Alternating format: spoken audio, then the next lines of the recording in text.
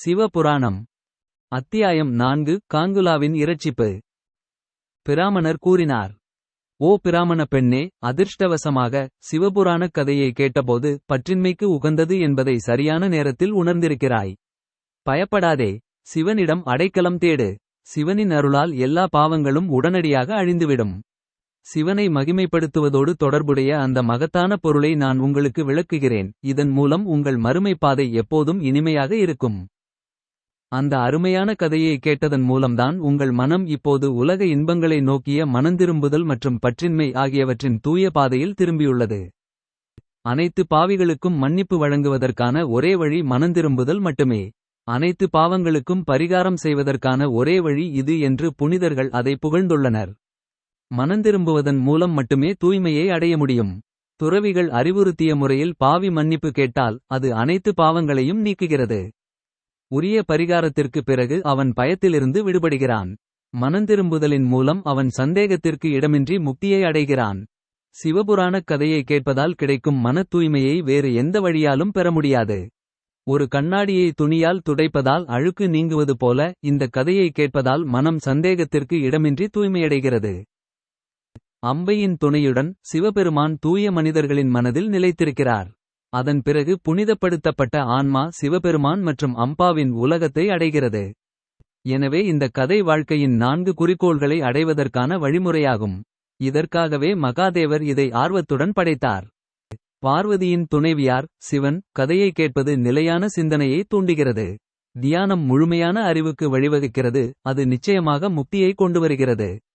தியானம் செய்ய முடியாவிட்டாலும் இந்த பிறவியில் கதையை கேட்கும் ஒருவர் அடுத்த பிறவியில் அதையே உணர்ந்து அதன் பிறகு சிவனின் இலக்கை அடைகிறார். இந்த கதையை கேட்ட பிறகு மனந்திரும்பிய பல பாவிகள் சிவனை தியானித்து முக்தி அடைந்துள்ளனர். சிறந்த கதையை கேட்பது எல்லா மனிதர்களுக்கும் பேரின்பத்திற்கு காரணம். முறையாக போற்றப்பட்டால் அது உலக அடிமைத்தனத்தின் நோயை போக்குகிறது. சிவனின் கதையை கேட்பதும் அதை பற்றிய இடைவிடாத தியானங்களும் மீண்டும் மீண்டும் தியானங்களும் மனதை தூய்மைப்படுத்தும். அது மன தூய்மை. தியானம் செய்பவரை மகேசர் மற்றும் அவரது 2 மகன்கள் கணேசர் மற்றும் கார்த்திகேயர் மீது பக்தி கொள்ள வழிவகுக்கிறது. அவர்களின் ஆசிகளுடன் ஒருவர் சந்தேகத்திற்கு இடமின்றி விடுதலையை அடைகிறார். பக்தியில்லாமல் மனம் அறியாமையின் அடிமைத்தனத்தில் சிக்கிக்கொண்ட ஒருவன் மிருகம். அவன் ஒருபோதும் உலக அடிமைத்தனத்திலிருந்து விடுபட முடியாது. ஆகையால் ஓ பிராமண பெண்ணே, நீ உலக இன்பங்களிலிருந்து விலகி சிவனின் புனிதப்படுத்தும் கதையை பக்தியுடன் கேளுங்கள். பரம ஆத்மாவான சிவனின் அருமையான கதையை கேட்கும்போது உங்கள் மனம் தூய்மையாகும். அதன் பிறகு நீங்கள் முக்தியை உணர்வீர்கள். சிவனின் தாமரை போன்ற பாதங்களை தூய மனதுடன் தியானிப்பவருக்கு இந்த பிறவியிலேயே முக்தி உறுதி. உண்மை, நான் உண்மையை சொல்கிறேன். சுதா கூறினார். இதை சொன்ன பிறகு அந்த சிறந்த பிராமணர் மனம் பரிதாபத்தால் உருகி பேசுவதை நிறுத்திவிட்டு ஆன்மாவின் தூய்மையுடன் கூடிய சிவனை தியானிப்பதில் தனது கவனத்தை திருப்பினார். பிராமணர் இவ்வாறு பேசியபோது விந்துகனின் மனைவியான சஞ்சுலா மகிழ்ச்சியடைந்தாள். அவள் கண்கள் கண்ணீரால் நிறைந்தன. மிகுந்த மன மகிழ்ச்சியுடன் அவள் பிராமணரின் காலடியில் விழுந்தாள். சஞ்சுலா தன் கைகளை ஒன்றாக இணைத்து நான் பாக்கியவான் என்றாள். பின்னர் அவள் மிகுந்த மனக்கிளர்ச்சியுடன் எழுந்தாள். கைகள் ஒன்றாக கோர்க்கப்பட்டு வார்த்தைகள் உற்சாகத்தில் தடுமாறினபடி நல்ல அறிவாற்றல் கொண்ட அந்த பெண் பற்றற்ற மனநிலையில் சிவனின் சிறந்த பக்தரான பிராமணரிடம் சொன்னாள். காஞ்சுலா கூறினார். என் ஆண்டவரே, மகா பிராமண சிவ பக்தரே, நீங்கள் ஆசீர்வதிக்கப்பட்டவர். நீங்கள் சத்தியத்தின் தரிசனத்தால் நிரப்பப்பட்டவர். மற்றவர்களுக்கு உதவி செய்வதில் நீங்கள் அர்ப்பணிப்புடன் இருக்கிறீர்கள். நீங்கள் சிறந்த துறவிகளில் ஒருவராக விவரிக்கப்பட வேண்டும். ஓ துறவியே, நான் நரக கடலில் விழப்போகிறேன். என்னை காப்பாற்று. புராணத்தை கேட்க நான் இப்போது உண்மையாகவே ஆர்வமாக உள்ளேன். அதன் சிறந்த கதையை கேட்டதும் நான் உலக இன்பங்களிலிருந்து விடுபட்டேன். சுதா கூறினார். இவ்வாறு பயபக்தியுடன் கூறி அந்த பிராமணரின் ஆசிகளை பெற்றாள். புராணத்தை கேட்க விரும்பிய அவள் அங்கேயே அவனுக்கு சேவை செய்து கொண்டிருந்தாள். புத்திசாலியான பிராமண பக்தர் புராணக் கதையை அந்த இடத்திலேயே அந்த பெண்ணிடம் கூறினார்.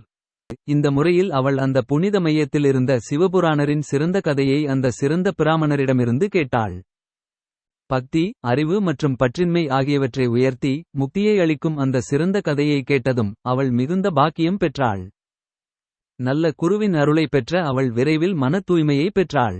சிவனின் அருளால் அவளால் சிவனின் வடிவங்களையும் அம்சங்களையும் தியானிக்க முடிந்தது. இவ்வாறு நல்ல குருவை நாடியதால் அவளுடைய மனம் சிவனை நோக்கி ஈர்க்கப்பட்டது. அவள் தொடர்ந்து சிவனின் பேரின்ப உடலைப் பற்றி தியானித்தாள். அவள் மரப்பட்டைகளை அணிந்திருந்தாள், தலைமுடியை மெட்டி வைத்திருந்தாள். அவள் உடலில் சாம்பலை பூசிக்கொண்டாள். ருத்ராட்சமணி மாலைகளை அணிந்தாள். ஒவ்வொரு நாளும் அவள் புனித நீரில் தன் விரதத்தை எடுத்துக்கொண்டாள். அவள் தொடர்ந்து சிவனின் நாமங்களை சொன்னாள். அவள் தன் பேச்சையும் உணவையும் ஒழுங்குபடுத்தினாள். குருவின் அறிவுரைப்படி அவள் சிவபெருமானை சாந்தப்படுத்தினாள். ஓ சௌனகரே, இவ்வாறு நீண்ட நேரம் சஞ்சுலா சிவபெருமானை பற்றிய தனது தியானத்தை தொடர்ந்தாள். நிர்ணயிக்கப்பட்ட காலம் முடிந்ததும் சஞ்சுலா தனது மும்மடங்கு பக்தி பயிற்சியில் எந்த சிரமமும் இல்லாமல் தனது உடலை களைந்தாள். பிரகாசமான வண்ணங்களில் பிரகாசிக்கும் தெய்வீக வான்வழித்தேர் திரிபுராரி சிவன் தானே அனுப்பியது அவரது உதவியாளர்களுடன் சேர்ந்து விரைவாக அங்கு வந்தது. அவளது அழுக்கு மற்றும் பாவம் நீக்கப்பட்டவுடன் அவள் வான்வழி ரதத்தில் ஏறி உடனடியாக சிவபெருமானின் உன்னத உதவியாளர்களால் சிவனின் நகரத்திற்கு அழைத்துச் செல்லப்பட்டாள். அவள் ஒரு தெய்வீக வடிவத்தை எடுத்தாள். அவளுடைய அங்கங்கள் அவற்றின் அம்சங்களில் தெய்வீகமாக இருந்தன. அவள் கௌரியின் வடிவத்தை எடுத்தாள். அவளுடைய பிறை சந்திரன் அவளுடைய கிரீடமாகவும் தெய்வீக அலங்காரங்கள் பிரகாசமாக பிரகாசிக்கவும் உதவியது. 3 கண்களைக் கொண்ட மகாதேவன் நித்தியமானவர். விஷ்ணு பிரம்மா மற்றும் பிற கடவுள்களால் பக்தியுடன் சேவை செய்யப்படுவதை அவள் கண்டாள். அவர் 10 மில்லியன் சூரியன்களின் பிரகாசத்தைக் கொண்டிருந்தார். மேலும் கணேசர் பிருங்கி நந்தீச வீரபத்ரேஸ்வரர் மற்றும் பிறரால் பக்தியுடன் சேவை செய்யப்பட்டார். அவரது கழுத்து நீல நிறத்தில் இருந்தது. அவருக்கு 5 முகங்கள் 3 கண்கள். பிறைச்சந்திரன் முக அலங்காரமாக இருந்தது. அவரது இடது பக்கம் மின்னலின் பிரகாசம் கொண்ட கௌரிக்கு பகிரப்பட்டது. அவர் கற்பூரத்தைப் போல வெண்மையான நிறத்தில் இருந்தார். அனைத்து ஆபரணங்களையும் அணிந்திருந்தார். உடல் முழுவதும் வெள்ளை சாம்பலால் பூசப்பட்டு வெள்ளை ஆடையை அணிந்திருந்தார். அவர் அற்புதமாக ஜொலித்தார். சங்கராவை கண்டதும் சங்குலா என்ற பெண் மிகவும் மகிழ்ச்சியடைந்தாள். அவள் மகிழ்ச்சியின் நடுக்கத்தில் மீண்டும் மீண்டும் அவரை வணங்கினாள். மிகுந்த மகிழ்ச்சி அன்பு மற்றும் பணிவுடன் அவள் தன் கைகளை பயபக்தியுடன் கூப்பினாள். அவளுடைய மிகுந்த மகிழ்ச்சியில் அவள் ஆனந்த கண்ணீர் வடித்தாள். திகிலடைந்த உணர்வுகளையும் உணர்ந்தாள். அனுதாபத்துடன் அவள் பார்வதியையும் சங்கரனையும் அணுக அனுமதிக்கப்பட்டாள். அவர்கள் அவளை அழகாக பார்த்தார்கள். பிந்துகனின் அன்பு மனைவியான சஞ்சுலா இவ்வாறு தெய்வீக வடிவத்தை அடைந்து தெய்வீக இன்பங்களால் ஆசீர்வதிக்கப்பட்டு பார்வதியின் துணைவியானார்.